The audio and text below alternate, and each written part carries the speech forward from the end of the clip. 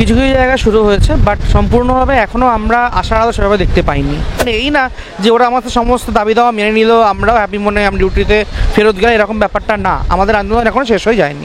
টাকা বরাদ্দটা মুখে বললেও হয়তো হয়ে যায়, কিন্তু কার্যক্ষেত্রে আমরা টাকা বরাদ্দ হওয়ার যে এফেক্টটা সেটা খুব একটা দেখতে পাচ্ছি না। স্বাস্থ্য ভবনটা দেখে বোঝা যায় যে ইচ্ছা করলে করা সম্ভব। যদি ইন্টেন্ট থাকে, সরকারের ইন্টেন্ট থাকে, তাহলে মনে হয় এক রাতের মধ্যেও সব জায়গায় সিসিটিভি লাগানো সম্ভব। আরজিকর ইস্যুতে জুনিয়র ডাক্তাররা লাগাতার অবস্থানে বসেছিলেন। আমরা দেখেছি রাজ্যের বিভিন্ন মেডিকেল কলেজগুলি কিন্তু সকলে নিজের নিজের কলেজে অবস্থানে তো বসেছিলেন বটে, পাশাপাশি লালবাজার স্বাস্থ্য ভবন সব জায়গায় অভিযানে তারা গিয়েছিলেন এবং তাদের যে বেশ কয়েকটি দাবি ছিল, সে দাবিতে অন্যতম ছিল যে কলেজগুলির পরিকাঠামো, পাশাপাশি সিসিটিভি, নিরাপত্তার সমস্ত বিষয়গুলি যাতে সরকার ব্যবস্থা নেয়। কিন্তু আজ এতদিন পেরিয়ে যাওয়ার পরেও সরকারের তরফ থেকে সেভাবে কোনো রকম পদক্ষেপ নেওয়া হচ্ছে না, আর নিলেও তা কিছু কিছু কোনো ক্ষেত্রে নেওয়া হচ্ছে, এমনটাই জানাচ্ছেন জুনিয়র চিকিৎসকরা। সরাসরি তাদের কাছ থেকে শুনে নেব কি বলছেন এই সরকারি হাসপাতালগুলির পরিষেবা সংক্রান্ত বিষয় নিয়ে। কিছু কিছু জায়গায় শুরু হয়েছে, বাট সম্পূর্ণভাবে এখনও আমরা আশার আলো সেভাবে দেখতে পাইনি।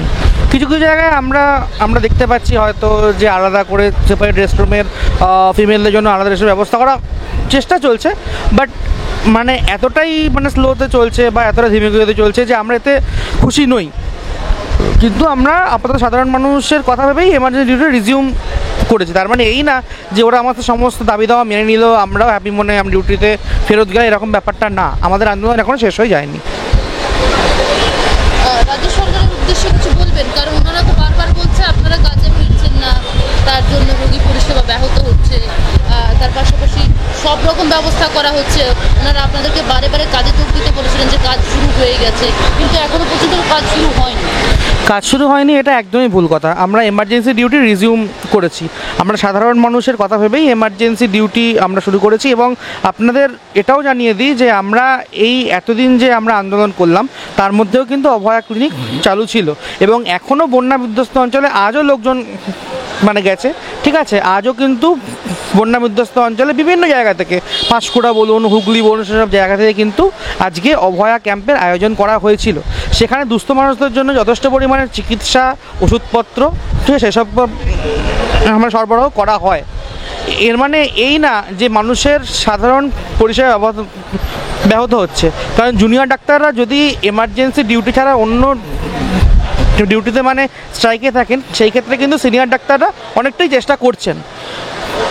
পরিসংখ্যান বলছে যে যতটা সম্ভব আমরা যতটা সম্ভব বেস্ট দিয়েছি, যে আমাদের অনুপস্থিত সিনিয়র ডাক্তাররা যতটা সম্ভব বেস্ট দিয়েছেন যে তাদের আর কি যে চিকিৎসাটা আমরা করার জন্য। এবং যেটা বলা হচ্ছে যে মানুষের শারীরিকভাবে ক্ষতি হচ্ছে, সেটা একদমই ভুল। এটা একদমই ভুল ধারণা। আমি আপনাকে এমনকি পরিসংখ্যানও দিতে পারি, হয়তো আজ না কাল হয়তো পরিসংখ্যানগুলো আমি দিতে পারি, কিন্তু এটা একদমই ভুল যে এতে সাধারণ মানুষ ক্ষতিগ্রস্ত হচ্ছে।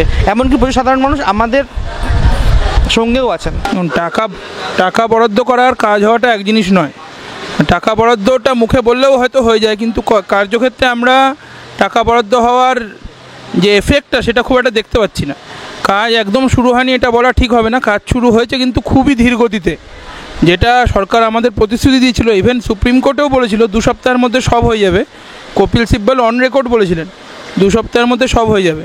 তো তার জন্য যেই দ্রুততায় কাজ করা দরকার, সেই সেই দ্রুততা বা সেই এফার্ট কিন্তু আমরা দেখতে পাচ্ছি না। তো আমাদের সব কিছুই নজরে আছে, সেই সব কিছু নিয়ে আমাদের পরবর্তী জীবিত আলোচনা হবে। কাজ শুরু হয়েছে, কিন্তু অতি ধীর গতিতে। আচ্ছা, আমরা সিস্টেমের এখন রয়েছে, কিন্তু সেই জায়গায় দাঁড়িয়ে স্বাস্থ্য ভবনে আমরা একটা চিত্র দেখেছিলাম যেখানে রাতারাতি সিসিটিভি লেগে গেছে, কিন্তু সেই জায়গায় দাঁড়িয়ে এসএসকেএমকে সেরকম কোনো ব্যবস্থা হয়? হ্যাঁ, সেটাই বলছি। স্বাস্থ্য ভবনটা দেখে বোঝা যায় যে ইচ্ছা করলে করা সম্ভব। যদি ইন্টেন্ট থাকে, সরকারের ইন্টেন্ট থাকে, তাহলে মনে হয় এক রাতের মধ্যেও সব জায়গায় সিসিটিভি লাগানো সম্ভব। কিন্তু এসএসকেএমে আমরা যেটা বলতে পারি, 2-1টা বাড়ি ছাড়া, যেমন বিআইএন যেটা হচ্ছে বাঙ্গুর ইনস্টিটিউট অফ নিউরোলজি, ওখানে মোটামুটি সব সিসিটিভি লেগে গেছে। কিন্তু একমাত্র বিআইএন ছাড়া এত বড় এসএসকেএম হাসপাতালের অন্য কোথাও পর্যাপ্ত সিসিটিভি এখনও লাগেনি। এবং এটা এসএসকেএম এটা হচ্ছে রাজ্যের সর্বোচ্চ হাসপাতালের চিত্র। অন্যান্য হাসপাতালগুলোয় যে এত দ্রুততার সঙ্গেও কাজ হচ্ছে না সেটা বলাই বাহুল্য। সুতরাং আমরা এই বিষয়ে হতাশ।